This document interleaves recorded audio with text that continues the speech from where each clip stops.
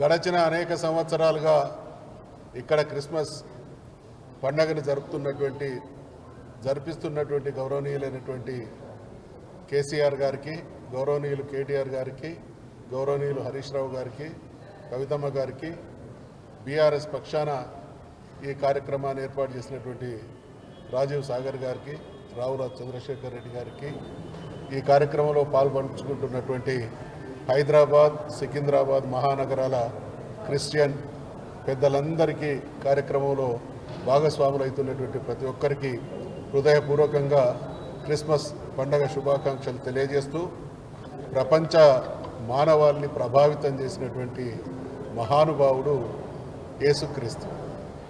మనమందరం కూడా ఈరోజు before Christ, after the death of Christ అంటున్నాము అని అంటే ఈ యుగం దాన్ని ప్రామాణికంగా తీసుకొని ప్రపంచం మొత్తం ఆ దిశగా నడుస్తున్నది అని అంటే మానవ జాతిని ప్రభావితం చేసినటువంటి మహిమాన్వితుడు ఆ మహానుభావుడు. కాబట్టి త్యాగం, పరోపకారం అనే దానికి ప్రత్యామ్నాయంగా మరి మానవ జాతిని ఇప్పటికి కూడా దీవిస్తున్నటువంటి లోక రక్షకుడు జీసస్ క్రైస్ట్.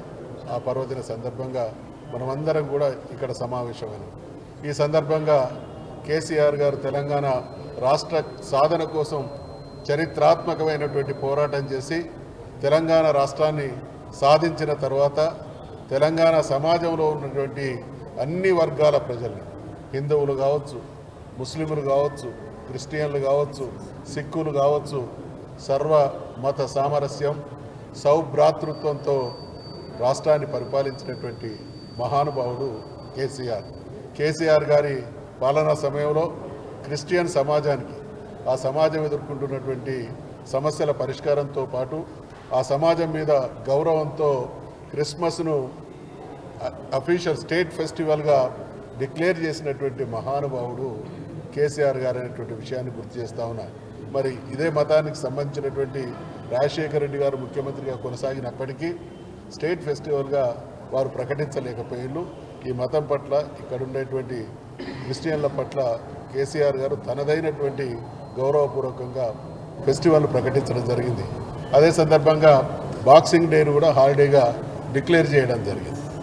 దీనితో పాటు చాలా విషయాలలో మేము గతంలో ఈ పార్టీని నడుపుతున్నటువంటి క్రమంలో చాలా క్రిస్టియన్ అసోసియేషన్ పెద్దలు మాకు ఈ సమాధుల పూతోటల సమస్య తీవ్రంగా ఉంది హైదరాబాద్ మహానగరంలో అనేటువంటి బాధను వ్యక్తం చేస్తే దాన్ని సంపూర్ణంగా అర్థం చేసుకున్నటువంటి కేసీఆర్ గారు తను ముఖ్యమంత్రిగా 43 ఎకరాల స్థలాలను మరి ఆ కార్యక్రమం కోసం అందించడం జరిగింది అని అంటే బ్రతికున్నప్పుడే కాదు, మనిషి శాశ్వతంగా నిద్రించేటువంటి స్థలంలో ఒక ప్రశాంతమైనటువంటి పూదోటను కూడినటువంటి వాతావరణాన్ని సృష్టించాలనేటువంటి ఆలోచనతో ఆ రకంగా వారు చేయడం జరిగింది అనేటువంటి విషయాన్ని గుర్తు చేస్తూ ఉన్నాం.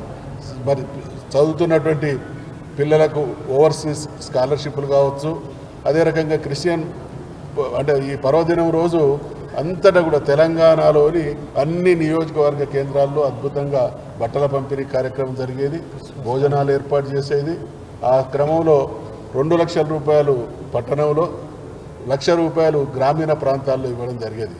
నేను స్వయంగా మా నియోజకవర్గంలో ఉన్నటువంటి నిరుపేదల కోసం ప్రభుత్వం ఇచ్చేదానికంటే డబుల్గా కూడా ఇచ్చినటువంటి రోజులు ఉన్నాయనేటువంటి విషయాన్ని మనవి చేస్తూ ఉన్నాం. దానితో పాటు క్రిస్టియన్ సమాజానికి సంబంధించినటువంటి పెద్దలు కలుసుకోవాలి, అందరం ఒకే కొడుకు కింద ఏదైనా సభలు సమావేశాలు ఏర్పాటు చేసుకున్నా, ఏదైనా మీటింగ్లు ఏర్పాటు చేసుకున్నా మాకు స్థలాలు కావాలని అన్ని కులాలు అడిగినాయి, అన్ని మతాల వాళ్ళు కూడా అడిగిళ్ళు. రాష్ట్రంలో అత్యంత ఖరీదైనటువంటి భూముల్లో ఒకటైనటువంటి ఉప్పల్ బగాయత్లో 2 ఎకరాల స్థలాన్ని ఇచ్చి 10 కోట్ల రూపాయలు మంజూరు చేసినటువంటి చరిత్ర మరి కేసీఆర్ గారిది అనేటువంటి విషయాన్ని మనం చేస్తూ ఉన్నాం. మేమందరం కూడా ప్రతి సంవత్సరం ఎల్బీ స్టేడియంలో ఇచ్చేటువంటి మనందరి విందుకు నేను కూడా వారితో పాటు హాజరయ్యేటువంటి వాడిని.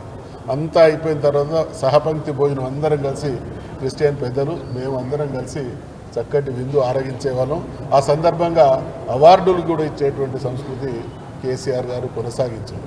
ఈరోజు బాధ కలిగేటువంటి విషయం ఏంటంటే ఈ పర్వదిన సందర్భంగా రాజకీయాలు కాదు కానీ అవన్నీ కూడా మటుమాయమైపోయినాయి.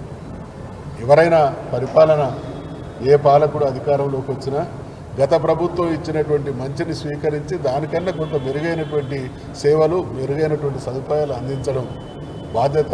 కానీ దానికి భిన్నంగా ఈ ప్రభుత్వం పనిచేస్తూ ఉన్నది. మేము ఈ ప్రభుత్వానికి గతంలో చేసినటువంటి కేసీఆర్ గారు చేసినటువంటి మంచి పనులను గుర్తు చేస్తూ ఉన్నాం.